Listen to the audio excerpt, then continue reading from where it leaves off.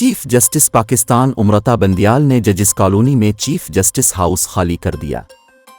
Chief justice Pakistan उमरता Bandial 16 सितंबर को retire हो जाएंगे। उन्होंने जजिस कॉलोनी में चीफ जस्टिस हाउस खाली कर दिया। ज़राए का कहना है कि चीफ जस्टिस पाकिस्तान उमर अता बंदियाल जजिस के लिए मुख्तस घर में मुंतकिल हो गए हैं।